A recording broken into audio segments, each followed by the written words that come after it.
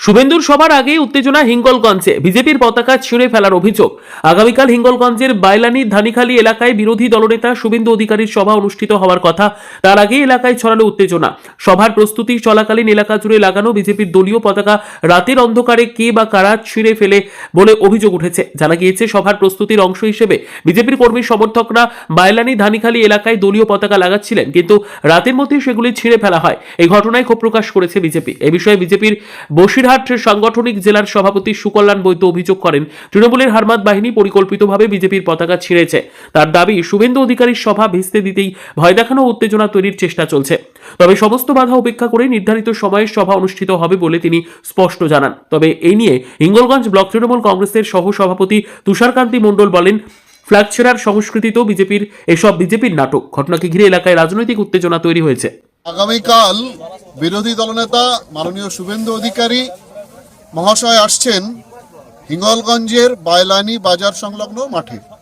এখানে পরিবর্তন সংকল্প যাত্রা এবং পরিবর্তন সংকল্প সভা করতে, এই উপলক্ষে বিজেপির কার্যকর্তারা ফ্ল্যাগিং করছিল।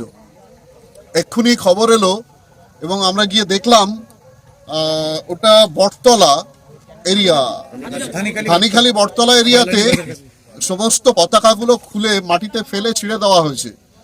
তো এতে পরিষ্কার বোঝা যাচ্ছে তৃণমূল ভয় পাচ্ছে, আর ইস ডর আচ্ছা লাগা। তো এইসব করে বিজেপিকে আটকানো যাবে না। কালকে সভা হবে, প্রশাসনকে দিয়ে এই সভা বন্ধ করার চেষ্টা হয়েছে। এখন তৃণমূলের হারমাদরা এই অপকর্ম করছে, এতে কিছু যায় আসে না। সভা হবে এবং সম্পূর্ণ সাফল্যমণ্ডিত হবে। টোটো ইউনিয়নের টোটো চালকদেরকে ভয় দেখানো হচ্ছে যে তোমার টোটো যদি ওদেরকে দাও তাহলে এই লাইনে টোটো বন্ধ করে দেওয়া হবে। এসব করে বিজেপিকে আটকানো যায় না। সফল সভা আগামীকাল হবে। বিজেপির আগামীকাল শুনলাম শুভেন্দুবাবু আসছেন, কোথায় নাকি ফ্লেক্স ছিঁড়েছে। যারা বলছেন তারা নিজের স্পটে যায়নি, বলছে এইমাত্র খবর এলো। আবার তারা বলছেন আমরা গিয়ে দেখেছি। তৃণমূল কংগ্রেসের এমন দৈন্যদশা হয়নি তাদের ফ্লেক্স ছিঁড়তে হবে। ফ্লেক্স ছেঁড়ার সংস্কৃতি তো বিজেপি। আমরা দেখেছিলাম প্রধানমন্ত্রী আসলে মমতা বন্দ্যোপাধ্যায়, অভিষেক বন্দ্যোপাধ্যায়ের হোর্ডিং কারা ছিঁড়েছিল, কারা কালি ছিটিয়েছিল। আর এখানে শুভেন্দুবাবু অনেকবার এসেছেন, পরিবর্তন যাত্রা অনেক পরিবর্তন করেছেন। তিনি বহুবার বলেছেন তৃণমূল সরকার আজ পড়ে যাবে, কাল পড়ে যাবে, পশু পড়ে যাবে। আসলে বিজেপির ভয় আতঙ্ক ঘুরে বেড়াচ্ছে। কারণ রোহিঙ্গা রোহিঙ্গা করে চিৎকার করেছিলেন এই শুভেন্দুবাবু। হিঙ্গলগঞ্জের মানুষ আসলে একটা কথা জিজ্ঞাসা করবে, রোহিঙ্গা কোথায়? আপনার মতো দেখতে না কার মতো দেখতে? বিজেপি এর আগে বহু মিটিং করেছে, ওইখানে ওই বাইলানিতে মিটিং করেছে, এখন বলছে পতাকা ছিঁড়ছে।